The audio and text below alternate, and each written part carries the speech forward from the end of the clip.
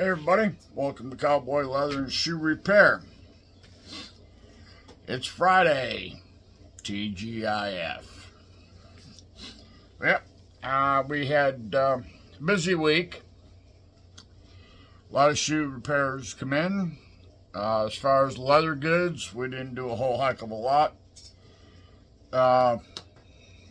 With leather, the boots and shoes kept us pretty busy. Of course, we were off all last week. We took a work/vacation. We went to Virginia, North Carolina, out to the Outer Banks. We had some seafood. Had a good time and did some business. So we come back and we hit it hard Monday morning. And when I say hit it hard, it started from 9 o'clock to 4 o'clock. Just a steady stream of people coming, dropping boots off or shoes, but we got them all fixed. I think there was like 25 pairs between shoes and boots, which I'm not complaining. And I made myself a little card wallet here. My other one's starting to get a little dog-eared, so I figured I'd make that. And I sat down, I had some scraps, so made some little tabs to put on different products. I put these on, use cap rivets. I use silver, brass, whatever I'm doing rusted hardware in.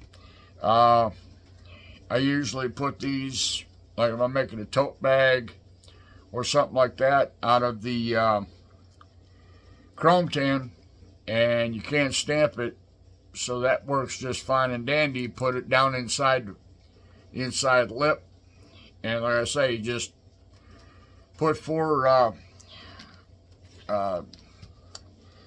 double cap rivets on it and let it go. Easy way, and to put your maker's mark on stuff. Some people don't like putting a maker's mark on it. They say it makes a piece look trashy. Well, it all depends. I mean, you don't take and put it on the front, dead smack dab in the middle. That does look kind of tacky. But if you're making a holster or something like that, there's usually plenty of room on the back where you put your maker's mark. And it just lets people know. I mean, somebody shows their friends and it don't have a maker's mark on or any kind of marks on it, that shows that you build it. People forget. They buy it off eBay or I buy it off whatever sales sites are out there. They just say, oh yeah, I got it from Etsy or I got it from, Amazon. So I like to put my maker's mark on it. I put them on my belts. I put them on basically everything. If it's got room to put that on, to put a stamp on it or put one of these on it, I put it on. I'm proud of my work, and I see a lot of people, or hear a lot of people, they fuss because they can't sell nothing. Well, I find, even the people who've been at this for a long, long time, when they started out, they had to work to get their work out there. People aren't going to come banging on your door. You got to make your stuff. You got to get it out there. Take it to craft fairs. Take it to wherever you got a crowd of people, and they're selling stuff. craft fairs. And we're in fall now. So there probably will be some fall markets out there. If you make horse tack, it doesn't hurt to go talk to the people that are putting on the rodeo or whatever and see if you can set up a booth there and sell your stuff. Horse shows. If you got some pretty cool stuff, you take them to horse shows, you probably will sell stuff because, people just they impulse buy. If you got something that's unique and nobody else has, chances are pretty good you're going to sell some of your stuff. But, you got to get your stuff out there. Like I say, people aren't going to come and knock on your door and say, hey, make me this, make me that. That's how you get to be known. If you're serious in this and you've got past the hobby stage, it wouldn't hurt to have some business cards made up, hand them out. Hey, when I started, I had magnetic signs that went on the side of my car and my truck. And I'd go to town, go grocery shopping or whatever, and you'd be surprised how many people will go, hey, you got a business card? Where you at? What do you do? What kind of work do you do? So, if you got a business card, you can hand them. That helps. But the name of the game is you got to get your name out there. You got to get seen. You got to get your product out there, whether it's good or bad. Hopefully, it's good. But, again, you got to get your stuff out there. And you got to make stuff. You can't sell stuff from an empty wagon.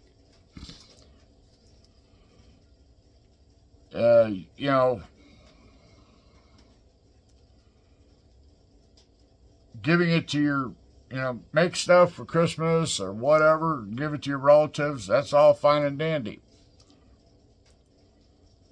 But you got to get your stuff out there.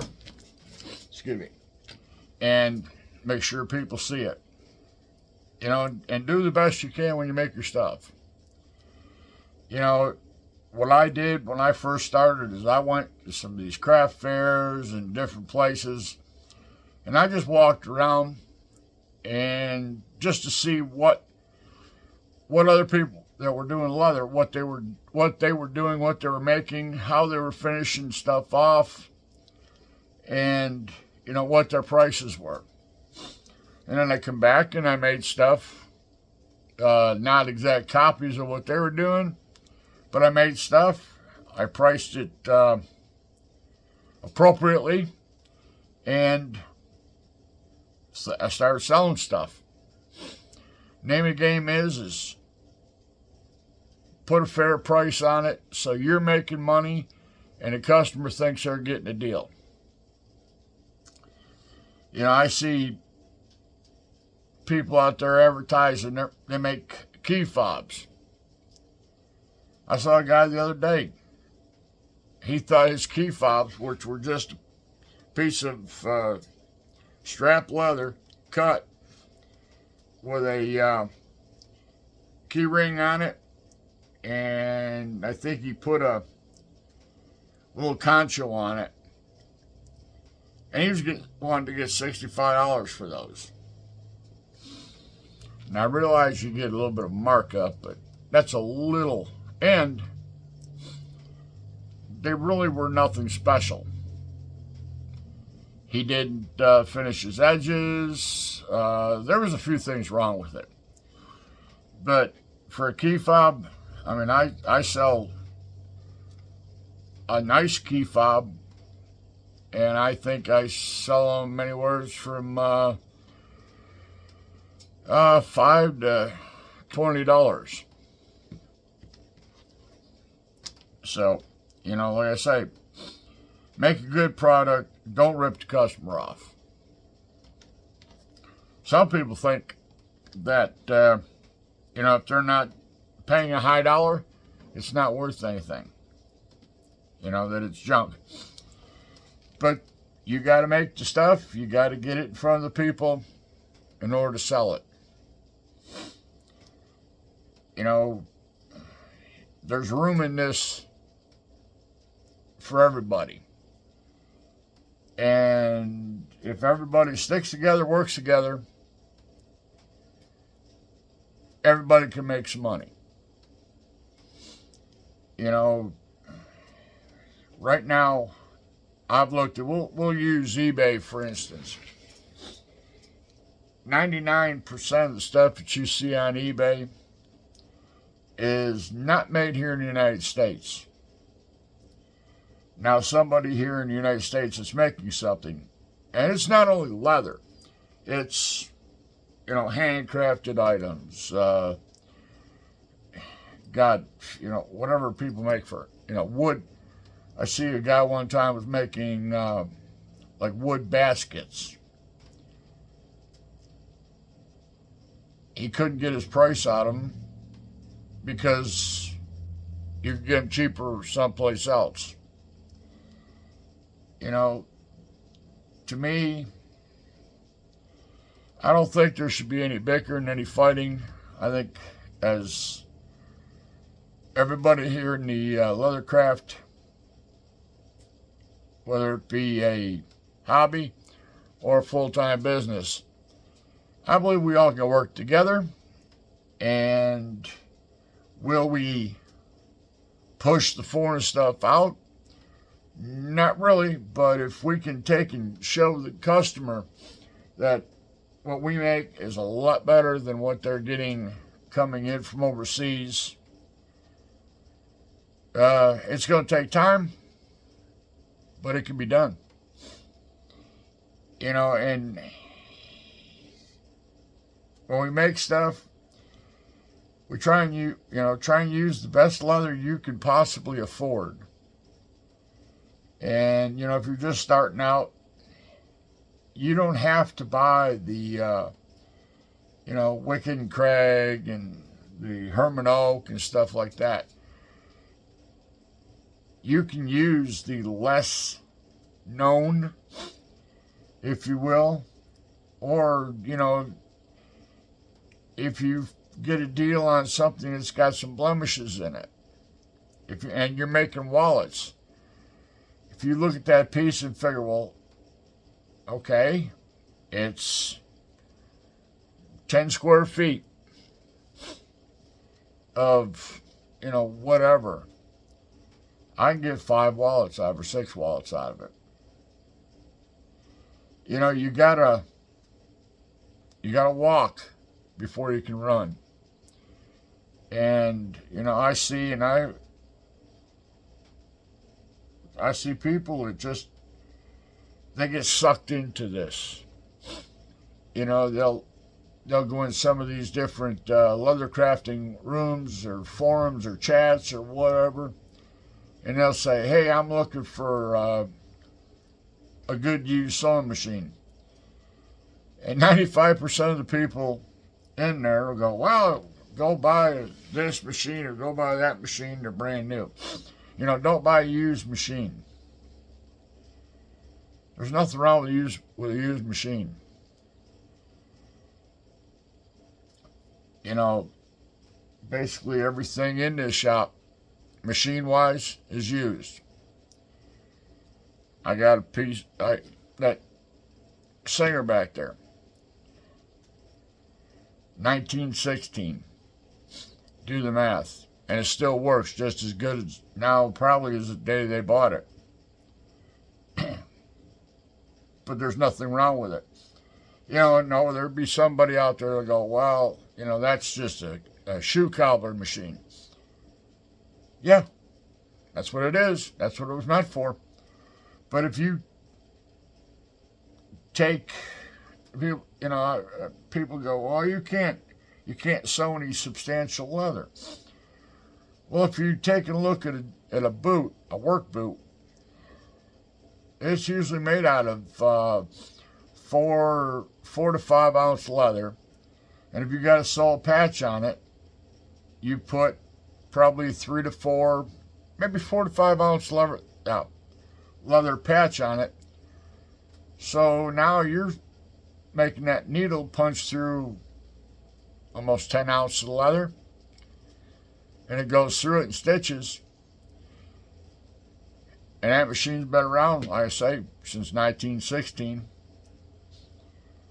So, and they're sought after.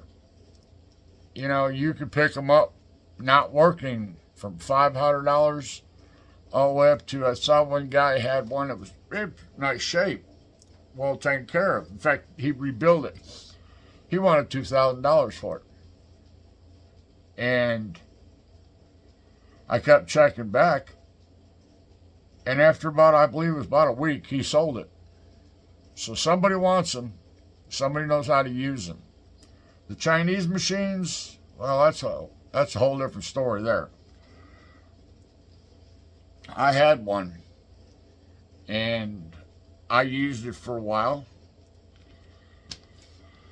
and then I upgraded. And, you know, like I say, you buy what you can, keep your profit margin low, or not your what it costs you to build stuff, keep that price low, so you can adjust your prices to your customers. But, you know, there's, right now, things are fixing to get busy. You know, we got, 3 months, something like that. We got Christmas coming. So people will want belts and dog collars and stuff like that. So if you got a chance to capitalize on that, you know, get in there, get your stuff out in the public. Make your money while you can. But, you know, there's, like I say, there's room in this business for everybody. Because nobody's gonna make, you know, if I make this and give somebody the pattern for it, they make it. They won't make it the same way I did. So, you know, basically it's theirs. You know, people get nervous. Oh, we're stealing somebody's idea. You know, as I've said in other videos, leather's been around for thousands and thousands of years. Don't think there's anything out there that has been made out of leather. At least once or twice. But, you know, like I've always said, if you can think about it, if you can take it from your brain, put it on a piece of paper, you know, draw out the fine details, and then put it on a piece of leather, and you can make that piece of leather look like what you had in mind. And now you can sell it. You're ahead of the game. You know, but don't overthink. When you're making this stuff, don't overthink it. Don't make it too complicated. Yeah, it may look pretty in your head, but, you know, some people, they can't figure out how to make it operate. It's too gaudy for them, or whatever the case may be. But, you know, like I say, you just keep your costs down. When you find a deal on something, jump on it, because you may need it. You know, don't be afraid to use, you know, a cheaper piece of leather. Where I get my leather, I get it from the Mennonites. I go into his warehouse, and he's got leather, you know, sides of leather, you know, anywhere from 20 to 25 square feet. And a lot of it hasn't got blemishes on it. And he gets $200-300 for it. Then he's got other stuff that he calls, he's got one rack. He puts the stuff that's got blemishes on it. It may have a fly bite, it may have range mark, but there's a lot of, on a 25 square foot side, there's a lot of usable real estate. If you can pick that up, something like that up for $60 or whatever versus $160 or higher, there's nothing wrong with it. It's the same stuff, it just has some blemishes in it. And, once you get more used to buying and making stuff and cutting leather, you realize that you can work around. I mean, if you follow DG Saddlery, he'll show you, when he makes a saddle, he'll show you how he works around a blemish and what pieces of that saddle are coming out of what part of that hide. So, don't be afraid just because it's got a brand mark on it or it's got something on it. Take advantage of it. And, then when you get some money set aside, then you can go buy your Wicked Craig and you go buy your Herman Oak and, your top dollar, your Dublin Horween and stuff like that. But, just like I say, keep your costs down. Then you can afford to fluctuate your profit margin.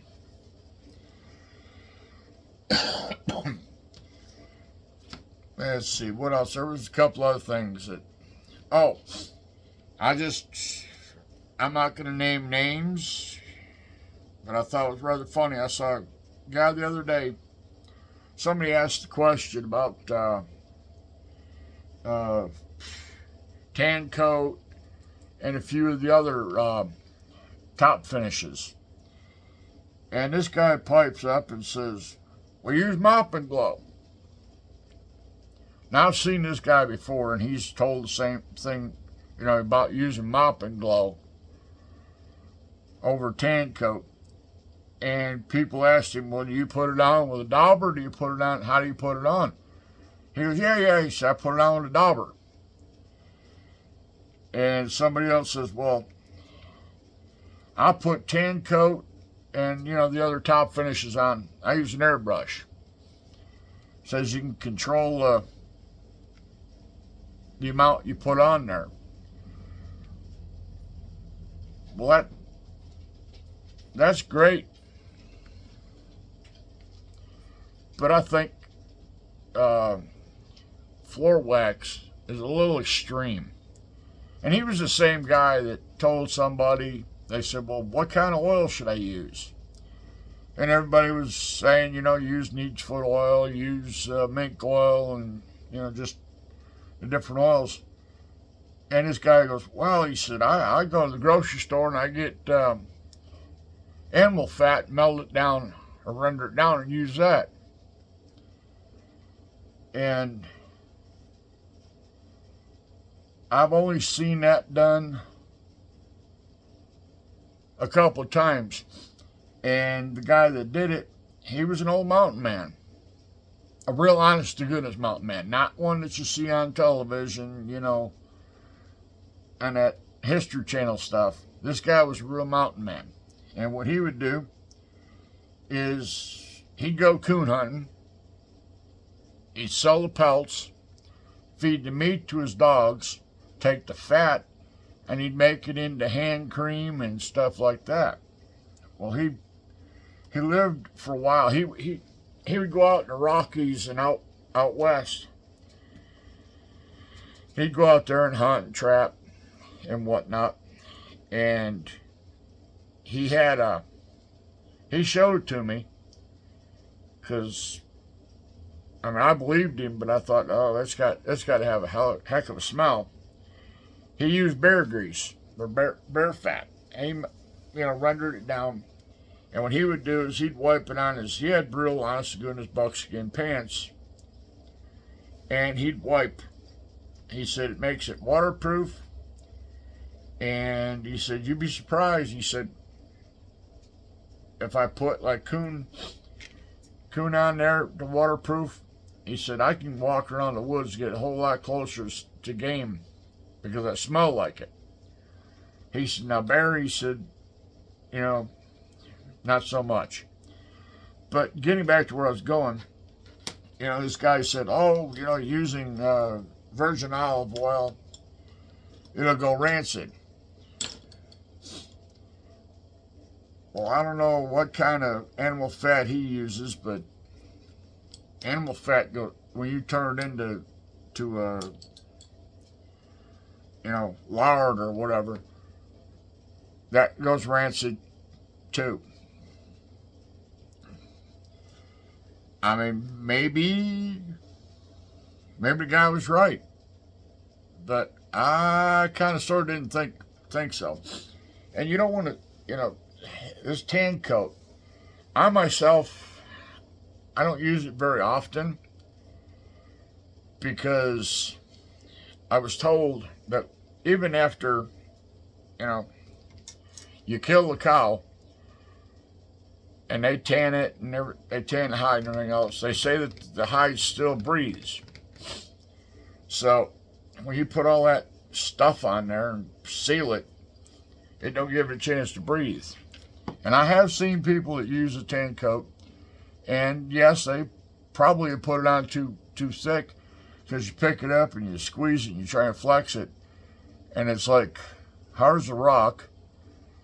And when it does become flexible, it starts to crack, and it just don't look right. So I mean, you know, oil is good in moderation. Everything we put on our leather, the dye, the oils and stuff like that, it's all good in moderation. Now, most of the leather I use is chrome tan, or I use Horween XL. So that's got oils and all kinds of stuff in it. So I don't really worry about, you know, sealing. That's like, I think it's about 2-3 years ago. Everybody had there was a big push on to get your edges, you know, like glass. Well, people were finding that it looked good, but it was the edge coating and everything else they're putting on it was coming off because they slicked it too good and closed up the pores, and the edge coating and the edge paints weren't sticking. They were just falling off. So, you know, there's different techniques, and to tell you the truth, if I want to find out what to do or how to do it, I'll check out excuse me, some of these other people that are YouTubing and have been doing this a while, and I'll see how they do it. You know, you've got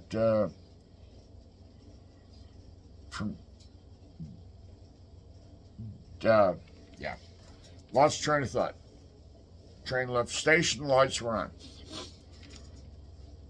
You got DB Salary. Watch him if you want to find out how to tool something and how to, you know, antique. Watch him. There's another guy out of Texas, Maker's Leather Supply. They all got, you know, they're all very helpful.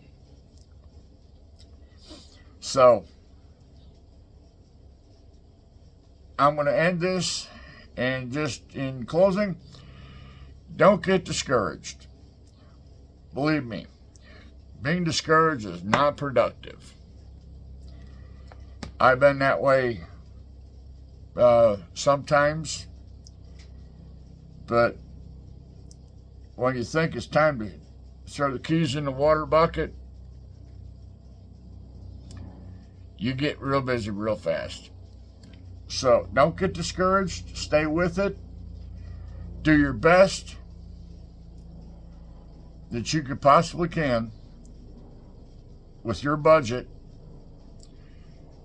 and don't worry about anybody else. Worry about yourself. So I'm going to say it's Friday. It's 3:30 here in lovely Sparta, Tennessee. So I'm going to end this video, already a half hour. So in closing, I hope everybody has a good weekend. Everybody's safe. And we'll see you on the other side. And if you would, leave like, comment, share, whatever. Whether, I read all the comments, good, bad, or ugly. So, Cowboy's out. Have a good weekend. Be safe.